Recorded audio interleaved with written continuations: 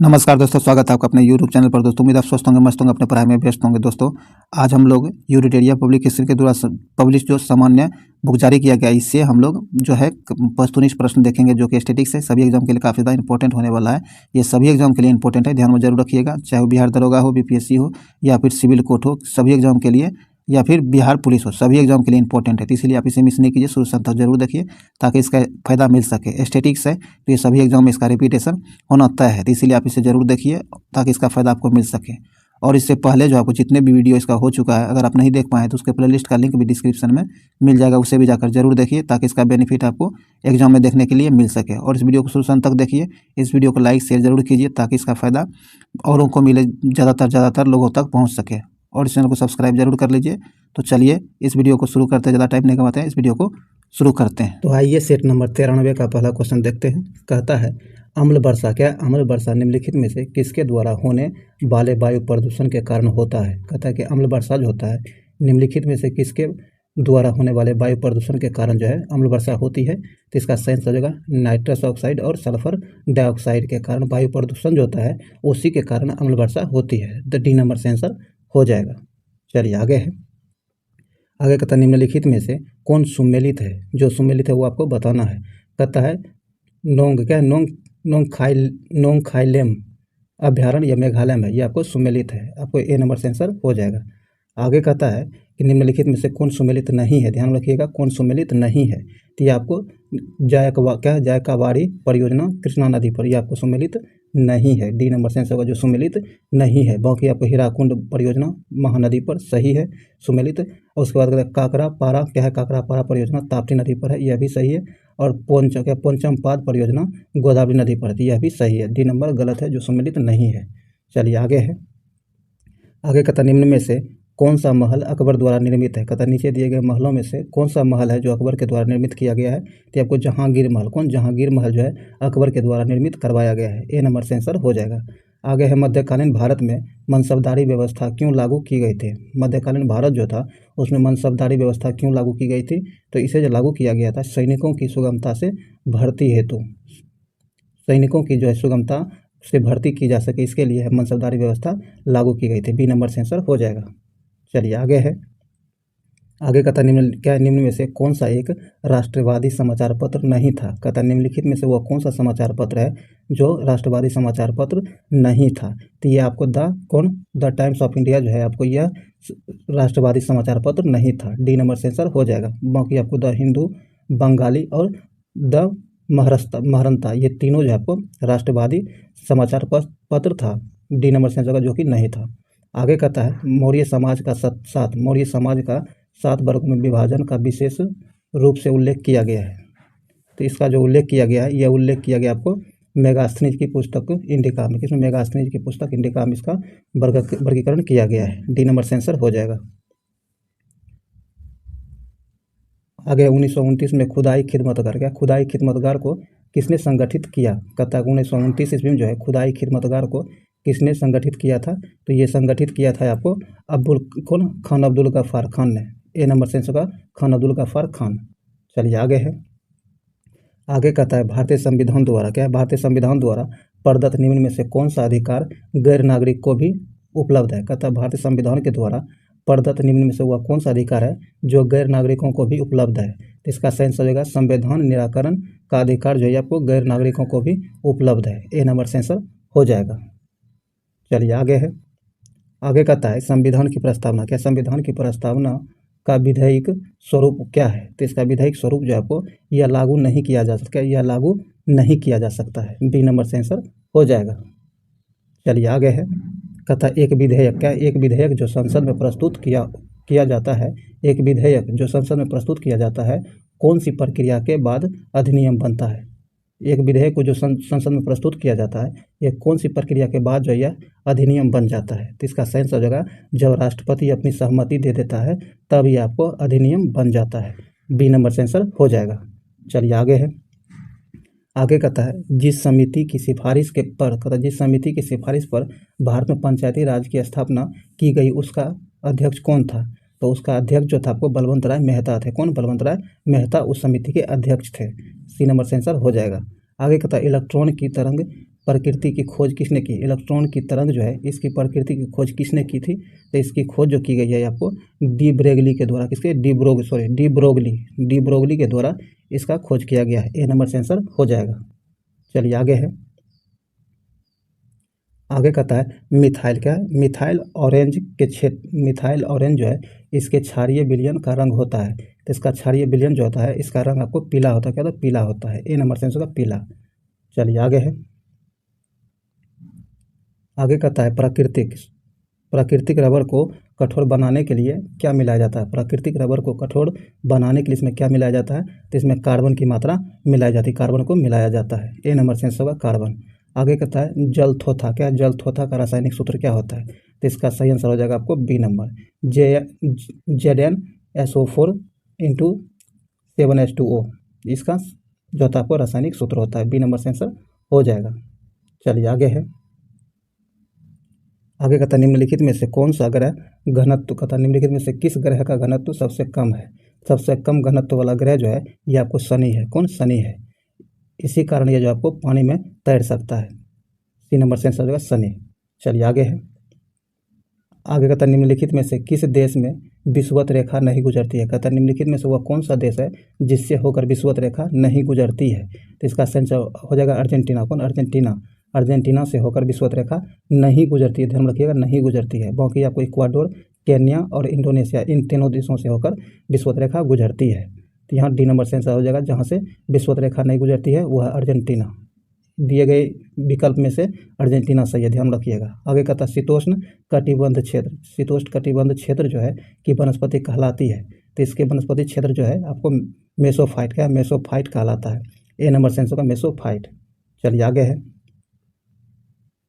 आगे कहता है निम्नलिखित घटनाओं को, क्या है? निम्नलिखित घटनाओं को उसके प्रारंभ के कालक्रमानुसार में व्यवस्थित करें और नीचे दिए गए कूटों में से सही उत्तर चुनिए। तो इसे अगर व्यवस्थित करना होगा तो इसका सही उत्तर हो जाएगा आपको बी नंबर। एक पर आ जाएगा एक, दूसरे नंबर पर आपको आएगा प्रोजेक्ट टाइगर, और तीसरे पर आ जाएगा आपको प्रोजेक्ट हाथी, और आपको चौथे पर आ जाएगा जैव विविधता अधिनियम। तो यहाँ बी नंबर से आंसर हो जाएगा, देख लीजिएगा एक बार ध्यान से आप। चलिए आगे है, आगे कहता है जोबाई सुकरी एवं जोजारी किस नदी की सहायक नदियां हैं? तो ये दोनों नदियां जो है किसकी सहायक नदियां हैं? तो ये आपको लूनी नदी की सहायक नदियां हैं। बी नंबर से आंसर हो जाएगा। आगे है एक गोलीय दर्पण के प्रावर्ती, कहता है एक गोलीय दर्पण के प्रावर्ती पृष्ठ के मध्य एक बिंदु होता है जिसे डैश कहते हैं। तो उसे जो है आपको ध्रुव पोल, क्या ध्रुव या फिर पोल कहा जाता है। ए नंबर से आंसर हो जाएगा।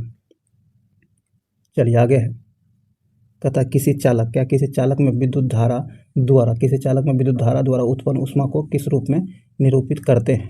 तो इसे जो निरूपित किया जाता है आपको H बराबर I² RT के रूप में निरूपित किया जाता है। बी नंबर से आंसर हो जाएगा। आगे है निम्नलिखित में से कौन सा एक रासायनिक अभिक्रिया है? निम्न में से वह कौन है जो एक रासायनिक अभिक्रिया है? तो आपको मक्खन का खट्टा होना, क्या है? मक्खन का खट्टा होना जो है आपको यह एक रासायनिक अभिक्रिया है। बी नंबर से आंसर हो जाएगा। आगे कहता है जब किसी साबुन के बुलबुले को आवेशित किया जाता है, क्या है? साबुन के बुलबुले को जब आवेशित किया जाता है तो निम्नलिखित में से क्या घटित होता है? तो इसका सही आंसर हो जाएगा आपको त्रिज्या बढ़ जाती है। क्या होता है? इसकी त्रिज्या बढ़ जाती है। ए नंबर से आंसर हो जाएगा। आगे कहता है निम्न में से कौन सा घोल विद्युत का चालक नहीं है? ध्यान रखिएगा, वह कौन सा घोल है जो विद्युत का चालक नहीं है? तो जो नहीं है ये आपको ग्लूकोज का घोल जो है आपको विद्युत का चालक नहीं है। बी नंबर से आंसर हो जाएगा। बाकी आपको सोडियम हाइड्रोक्साइड का घोल विद्युत का चालक है। एसिटिक एसिड घोल यह भी विद्युत का चालक है, और हाइड्रोक्लोरिक एसिड घोल यह भी विद्युत का जो है चालक है। जो नहीं है ये आपको बी, ग्लूकोज का घोल जो है विद्युत का चालक नहीं है, तो इसीलिए बी नंबर यहाँ से आंसर हो जाएगा। चलिए आगे है, आगे कहता है जब प्रकाश की किरण एक सघन माध्यम से विरल माध्यम में यात्रा करती है तो यह किस दिशा में मुड़ती है? जब प्रकाश की किरण जो एक सघन माध्यम से विरल माध्यम में प्रवेश करती है, यात्रा करती है, तो यह किस दिशा में मुड़ती है? तो यह जो मुड़ती है आपको हमेशा अभिलंब से दूर तथा गति बढ़ जाए, अभिलंब से दूर मुड़ेगी और इसका गति बढ़ जाएगा। ध्यान रखिएगा, सघन से मध्य में जा रहा है तो इसका गति भी बढ़ेगा और यह आपको अभिलंब से दूर चला जाएगा, ये ध्यान रखिएगा। बी नंबर से आंसर हो जाएगा। चलिए आगे है, कहता निम्नलिखित में क्या है? निम्नलिखित में उपकरणों में से कौन सा चालक में विभवांतर बनाए रखने में मदद करती है? कहता है निम्नलिखित में से वह कौन सा उपकरण है जो चालक में विभवांतर बनाए रखने में मदद करती है? तो ये है आपको सेल या फिर बैटरी। ए नंबर से आंसर हो जाएगा। आगे कहता है निम्नलिखित में से कौन सा एक सरल अस्थायी ऊतक नहीं है? कौन सरल अस्थायी ऊतक नहीं है? तो ये आपको जाइलम जो आपको सरल अस्थायी ऊतक नहीं है। डी नंबर से आंसर हो जाएगा। बाकी आपको ये तीनों अस्थायी ऊतक है, जरूर इसे ध्यान रखिएगा। देखिए ये जो है स्टैटिक्स का सीरीज है, तो स्टैटिक्स क्वेश्चन आपको बदलता नहीं है, जब भी पूछेगा तो ये आपको इसी तरह थोड़ा बहुत घुमा फिरा के पूछेगा और इसका आंसर हमेशा यही रहेगा, इसीलिए आप इसे जरूर सोल्यूशन तक देखा कीजिए।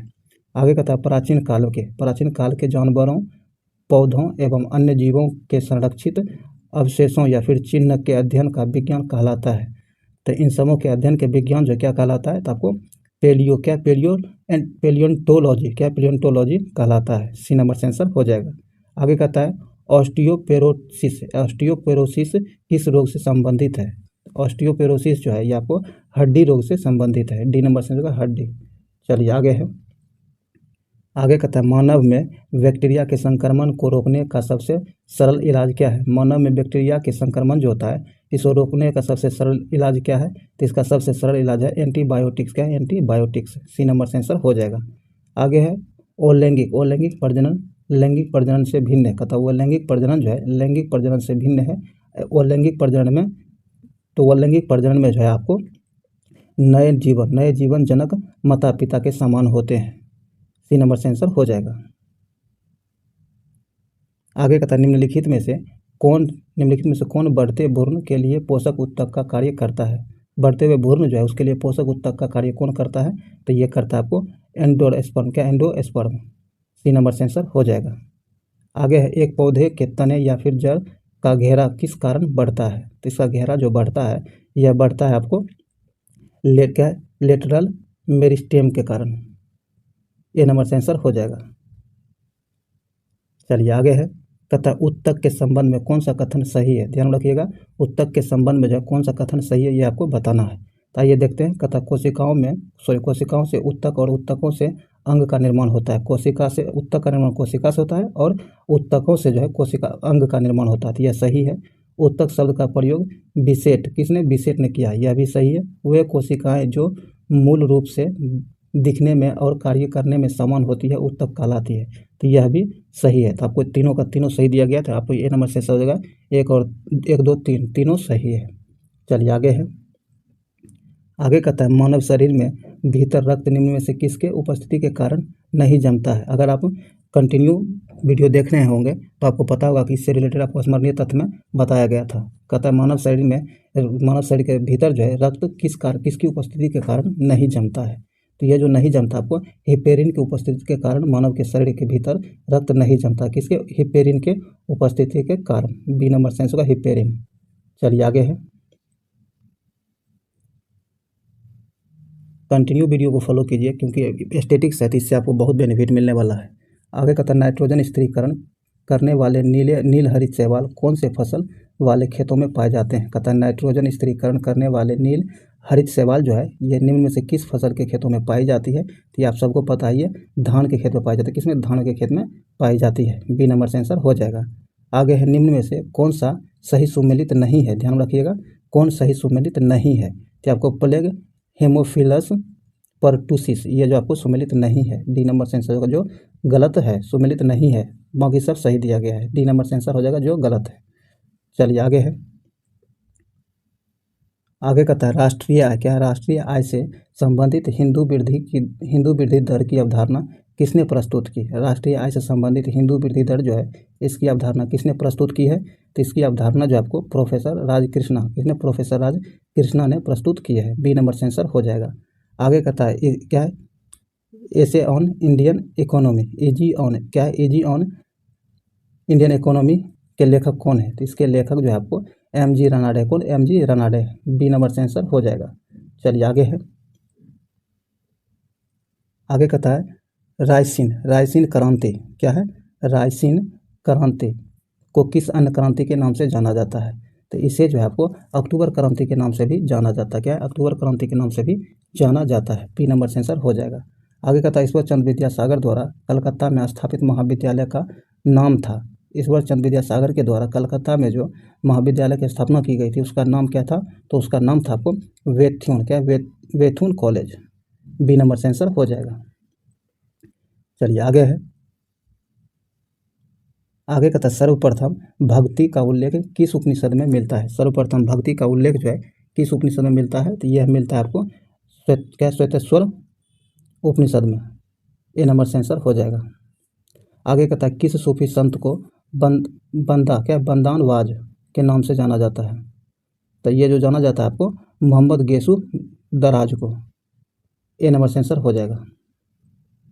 आगे कहता है गुप्त काल में पेठ इकाई थी। गुप्त काल जो था उसमें पेठ इकाई क्या थी? तो ये जो था आपको ग्राम समूह की थे। क्या? ग्राम समूह की। डी नंबर से आंसर हो जाएगा। आगे कहता है अक्षय नीति का संबंध है। अक्षय नीति जो है इसका संबंध अस्थाई दान से, किसे? अस्थाई दान से है। सी नंबर से आंसर हो जाएगा। चलिए आगे है, आगे कहता है पौधे में क्या? पौधे में डैश हार्मोन के संचार के कारण प्रकाश की ओर झुक जाती है। कहता है प्रकाश जो मतलब पौधा जो होता है ये प्रकाश की ओर झुक जाता है। पौधे में डैश हार्मोन की उपस्थिति के कारण ऐसा होता है। किस हार्मोन का संचार होता है जिसके कारण पौधे जो है सूर्य की ओर झुकते हैं? तो इसका सही आंसर हो जाएगा आपको ऑक्सिन के आगे, ऑक्सिन हार्मोन के संचार के कारण। सी नंबर से आंसर हो जाएगा। आगे है निम्नलिखित में से कौन सा जानवरों में पाए जाने वाला हार्मोन नहीं है? ध्यान रखिएगा, जानवरों में पाए जाने वाला हार्मोन नहीं है। तो ये आपको सही आंसर हो जाएगा ऑक्सिन। ऑक्सिन जो है आपको जानवरों में नहीं पाया जाता है। बी नंबर से आंसर हो जाएगा। चलिए आगे है, आगे कहता है मछलियों के हृदय में डैश कक्ष होते हैं। मछलियों के हृदय में जो होता है आपको 2 कक्ष होता है। क्या है? 2 कक्ष होता है। ए नंबर से आंसर होगा 2 कक्ष। दोस्तों जो भी वस्तुनिष्ठ प्रश्न था स्टैटिक्स का वो समाप्त हुआ है। उम्मीद है इससे आपको बहुत ज़्यादा बेनिफिट मिला होगा। अगर आपको लगता है आपके लिए यूजफुल है तो इसे लाइक शेयर जरूर कर दीजिए। और अभी तक आप इस चैनल को सब्सक्राइब नहीं किया तो सब्सक्राइब करके घंटी दबा लीजिए और ऑल नोटिफिकेशन सेलेक्ट कीजिएगा, ताकि जब भी वीडियो अपलोड किया जाए तो उसका नोटिफिकेशन सबसे पहले आप तक मिले और आपको ढूंढने में ज़्यादा मेहनत करना ना पड़े और इसका लाभ उठा सकें। तो चलिए इस वीडियो को शुरू से अंत तक जरूर देखिए। अब आइए हम लोग आज के स्मरणीय तत्व को देखते हैं। हाँ दोस्तों, इसका PDF प्रैक्टिस के लिए आप जरूर डाउनलोड कीजिए, जो कि टेलीग्राम पर मिल जाएगा और टेलीग्राम का लिंक आपको डिस्क्रिप्शन में दे दिया गया है। चलिए आगे देखते हैं। आज का स्मरणीय तत्व में कहता है ग्रंथि एंजाइम और प्रतिक्रिया के बाद। क्या है? ग्रंथि एंजाइम और प्रतिक्रिया के बाद जठर रस जो है यह इसका एंजाइम पेप्सिन होता है और ये प्रतिक्रिया के बाद जो है पेप्टोन्स होता है। क्या? पेप्टोन्स बन जाता है। आग्नेय रस जो है ये आपको और जठर रस आपको जठर रस जो आपको रेनिन होता है इसका एंजाइम, और कैल्शियम कैसीनेट होता है, यह भी इसका अंग होता है। अब जठर रस से आपको आग्नेय रस से ट्रिप्सिन और लाइपेज ये दोनों होता है। और ये प्रतिक्रिया के बाद आपको ट्रिप्सिन आपको पॉलीपेप्टाइड्स हो जाता है और लाइपेज जो है आपको वसा एवं ग्लिसरॉल हो जाता है। ये ध्यान रखिएगा। लार जो है लार का एंजाइम जो था आपको इमाइलेज टाइलिन और मल्टेज होता है। तो जब इमाइलेज प्रतिक्रिया करता है तो ये शर्करा में बदल जाता है और टाइलिन प्रतिक्रिया करके मल्टोज में बदल जाता है और माल्टेज जो है ग्लूकोज में बदल जाता है। तो ये सभी जरूर ध्यान में रखिएगा। चलिए आगे कहता है कोशिका की शक्ति गृह कहा जाता है। कोशिका की शक्ति गृह का माइटोकॉन्ड्रिया को कहा जाता है। ये तो बहुत बार एग्जाम में पूछा गया होगा, सबको पता होगा आप लोगों को। माइटोकॉन्ड्रिया को जो है कोशिका का शक्ति गृह कहा जाता है या पावर हाउस भी कहा जाता है। पीत स्रवित होता है, तो पीत जो आपको यकृत से स्रवित होता है। पीत जमा जो होता है आपको पित्ताशय में होता है। पीत स्रवित जो होता है यकृत से जमा होता है पित्ताशय में। इंसुलिन में अल्प स्रवण से होने वाला रोग मधुमेह है। कौन? मधुमेह है। इंसुलिन के अति स्रवण जब अल्प स्रवण होता है तो मधुमेह रोग होता है, और जब अति स्रवण होता है तो ये आपको हाइपोग्लाइसीमिया रोग हो जाता है। इंसुलिन की खोज जो किया था आपको बेंटिंग में बेस्ट ने किया था। किसने? इंसुलिन की खोज आपको बेंटिंग में बेस्ट के द्वारा किया गया था। और मधुमेह दिवस मनाया जाता है आपको 14 नवंबर को। कब? 14 नवंबर को मधुमेह दिवस के रूप में मनाया जाता है। 14 नवंबर को मधुमेह दिवस मनाया जाता है। और वृक्क के जो बाहरी भाग होते हैं इसे कोर्टेक्स कहा जाता है। क्या? कोर्टेक्स कहा जाता है। और वृक्क के भीतरी भाग को मेंडुला। देखिएगा, वृक्क के बाहरी भाग को कोर्टेक्स और भीतरी भाग को मेंडुला कहा जाता है। अब वृक्क की क्रियात्मक इकाई जो होती है नेफ्रॉन होती है। क्या? नेफ्रॉन वृक्क की क्रियात्मक इकाई होती है। अब आइए देखते हैं ग्लूकोज प्लस फ्रुक्टोज मिलकर आपको सुक्रोज बनता है, और ग्लूकोज मिलकर मल्टोज बनता है, और ग्लूकोज और ग्लूकोज और ग्लेक्टोज मिलकर लैक्टोज बनता है। तो ये आप ध्यान रखिएगा, ये आपको एग्जाम में पूछा जाता है, तो इसे ज़रूर ध्यान रखिएगा। दोस्तों, जो स्मरणीय तथ्य था ये भी समाप्त हुआ है। उम्मीद है इससे आपको बहुत ज़्यादा बेनिफिट मिला होगा। ये वीडियो आपके लिए यूजफुल रहा होगा। आप इसे अपने दोस्तों के साथ या फिर जितने भी स्टडी ग्रुप है सबों में से शेयर जरूर कीजिए, ताकि मैक्सिमम लोगों तक पहुंच सके। और अभी तक इस चैनल को सब्सक्राइब नहीं किया तो सब्सक्राइब करके घंटी दबा लीजिए और ऑल नोटिफिकेशन जरूर सेलेक्ट कर लीजिए। और इससे जितने भी रिलेटेड 92 वीडियो, इसका 92 एपिसोड हो चुका है, जो कि एस्थेटिक्स है, काफ़ी ज़्यादा इंपॉर्टेंट है। अगर आप नहीं देख पाएँ या फिर रिवीजन के लिए आप इसका प्लेलिस्ट का लिंक आपको डिस्क्रिप्शन में मिल जाएगा, उसे वहाँ जाकर जरूर रिवीजन कीजिए, 2 बार 3 बार करके देखिए। और बीच बीच में जब भी टाइम मिलता है जिससे रिवीजन करते रहिए, ताकि आपको ध्यान में बना रहेगा और एग्जाम आप सही कर सकेंगे। और इसका PDF आप टेलीग्राम से डाउनलोड कर सकते हैं, जिसका लिंक डिस्क्रिप्शन में दे दिया गया है। तो चलिए, ज़्यादा टाइम नहीं लगाते, इस वीडियो को यहीं समाप्त करते हैं। फिर मिलते हैं अगले वीडियो में, तब तक के लिए जय हिंद।